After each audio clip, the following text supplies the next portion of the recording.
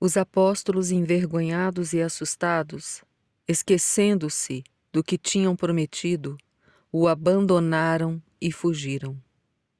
Seguiam um jovem, coberto somente de um pano de linho, talvez acordado pelo grande alvoroço e barulho que faziam os que traziam Jesus.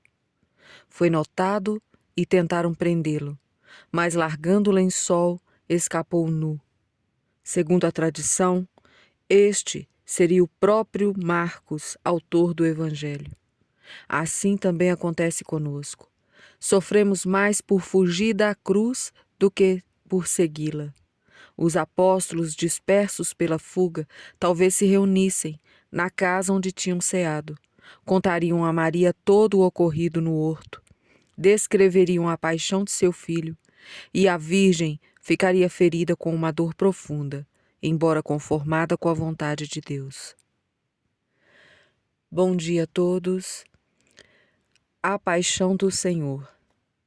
Nona parte. O Senhor é entregue aos pontífices. Voltando a Jerusalém, passaram novamente pela torrente do Cedron, levando Jesus amarrado como se fosse um ladrão.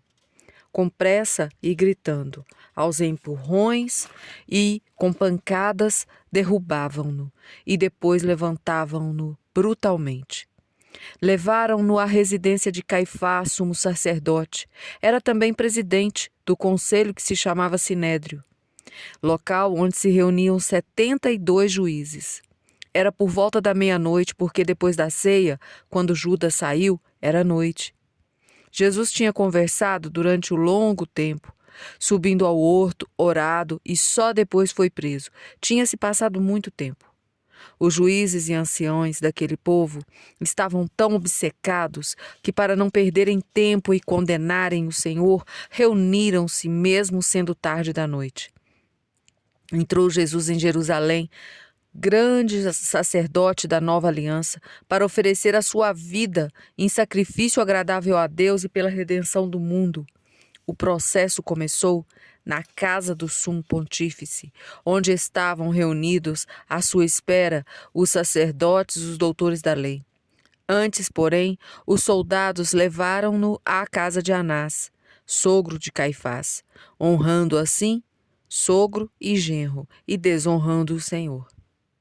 Anás enviou o preso ao sumo sacerdote Caifás, a quem competia conduzir o processo. Caifás foi quem deu aos judeus o conselho: convém que um só homem morra em lugar do povo. Ele, que tinha dado o conselho, estava disposto a executá-lo. Na sua casa aconteceram todas as coisas que se contam nesta noite. Embora, depois da prisão do horto, todos os discípulos tenham fugido e deixado Jesus, preocupado onde levariam seu Senhor, mesmo com medo, Pedro seguia-o de longe. Também o seguia o outro discípulo, que tinha certa amizade com o sumo sacerdote. Chegando à casa de Caifás, entrou Jesus e toda aquela comitiva que voltava do horto. Provavelmente, outros se incorporaram, atraídos pelo alvoroço e pelas ruas da cidade. Entrando, logo dispensariam o tributo e os soldados romanos com uma quantia generosa. Fechariam as portas para evitar curiosos. Entrando, logo dispensariam o tribuno e os soldados romanos com uma quantia generosa. Chegariam às portas para evitar curiosos. Com isso, ficariam somente os juízes e as pessoas importantes no processo. Vigiando a porta estava uma criada. O outro discípulo, por ser conhecido, conseguiu entrar.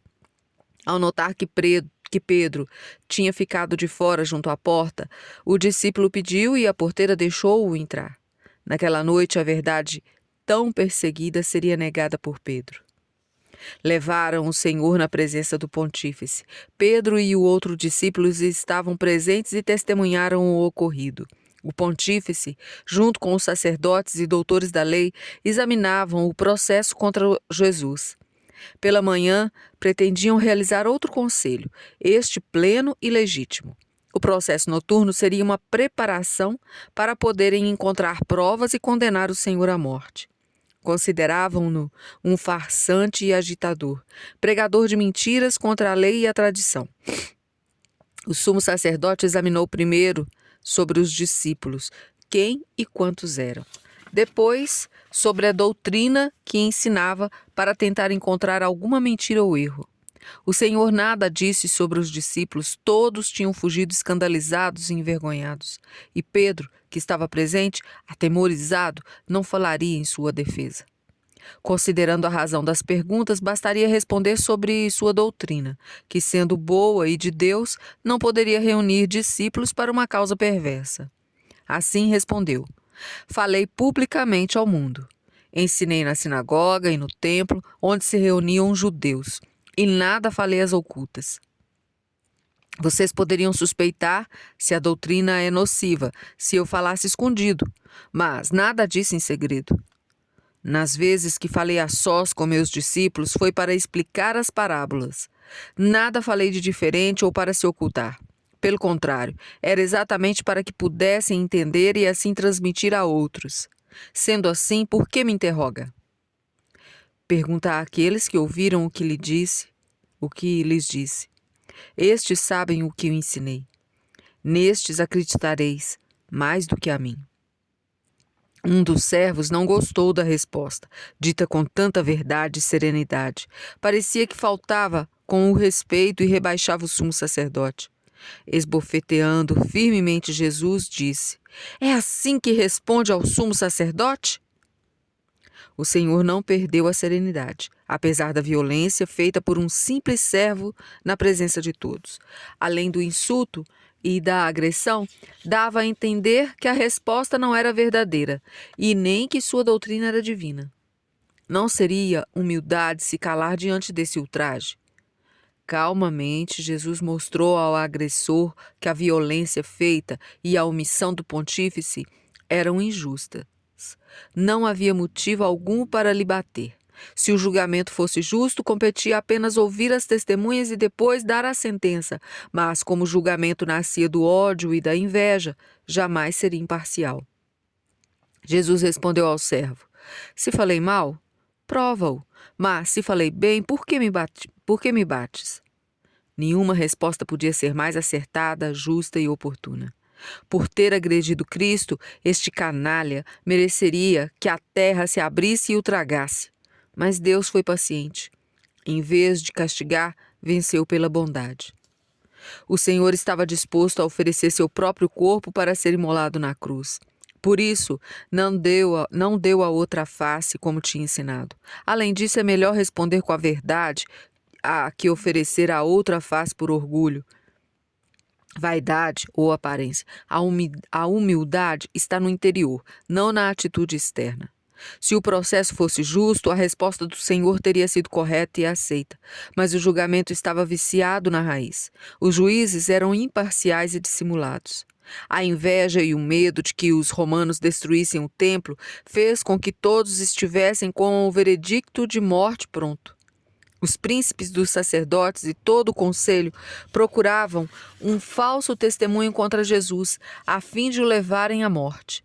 Seria necessário mentir, porque na vida do Senhor não encontrariam nenhum pretexto para condená-lo.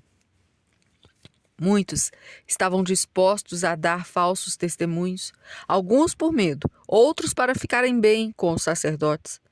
Todos diziam mentiras e contradições. Falavam que Jesus tinha pacto com o demônio, que não respeitava as festas, que era glutão, beberrão, que era amigo dos publicanos e pecadores, que incitava o não pagamento do imposto, que blasfemava. Contudo, disseram uma verdade, que era filho de Deus. Os falsos testemunhos não estavam ensaiados e se contradiziam, não foram convincentes para condenar Cristo. Apresentaram-se mais duas falsas testemunhas que declararam: este homem disse, posso destruir o templo de Deus e reedificá-lo em 3 dias. Ouvimo-lo dizer, eu destruirei esse templo feito por mãos dos homens e em 3 dias edificarei outro, que não será feito por mãos de homens. Era evidente, falso. Jesus não disse que podia ou destruiria o templo, mas que quando fosse destruído, construiria outro, não feito por mãos dos homens. Ele falava do templo do seu corpo. Isto significava que quando morresse, ressuscitaria em 3 dias. Mesmo distorcendo as palavras, ainda não tinham provas suficientes para o condenarem à morte. O Senhor é condenado.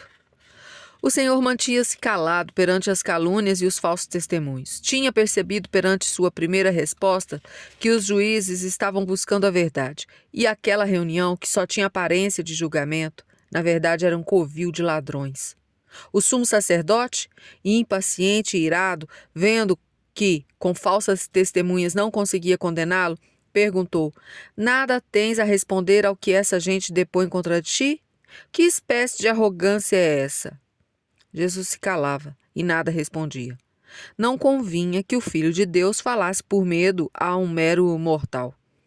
Quando se é injuriado, desprezado, ofendido, caluniado, grande é o mérito da virtude e da paciência em ficar calado. Inclusive é perigoso falar nesses momentos. Aconselhava o profeta: velarei sobre os meus atos, para não pecar mais com a língua. Porém um freio em meus lábios, enquanto o ímpio estiver diante de mim. Fiquei mudo, mas sem resultado, porque minha dor recrudesceu. Mostrou o Senhor grande mansidão, profetizada há muito tempo. Foi maltratado e resignou-se. Não abriu a boca, como um cordeiro que se conduz ao matadouro, e uma ovelha muda nas mãos do tosqueador. O rei Davi havia proclamado: amigos e companheiros fogem da minha chaga, e meus parentes permanecem longe. Os que odeiam a minha vida armam-me ciladas. Os que me procuram perder ameaçam-me de morte. Não cessam de planejar traições. Eu, porém, sou como surdo, não ouço. Sou como mudo, que não abre os lábios. Fiz-me como um homem que não ouve e que não tem na boca réplicas a dar. Foi exatamente o que fez o Senhor. Cansado, o sumo sacerdote decidiu perguntar-lhe diretamente o que desejava e necessitava ouvir para condená-lo à morte. Sabiam que o chamavam de Filho de Deus e isto era para eles uma blasfêmia. Usando o nome de Deus para que não se calasse, perguntou: por que? Por Deus vivo, conjuro-te que nos digas se és o Cristo, o Filho de Deus. E esta foi a única acusação que fizeram perante Pilatos. Nós temos uma lei, segundo esta lei, ele deve morrer porque se declarou filho de Deus.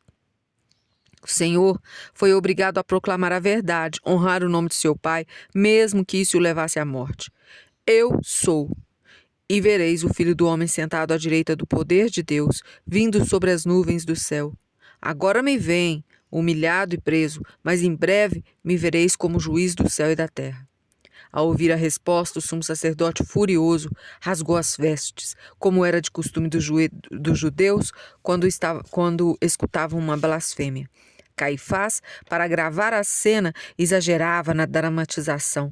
Ficando com o peito desnudo, Jesus pôde ver a que ponto chegava a inveja e a maldade.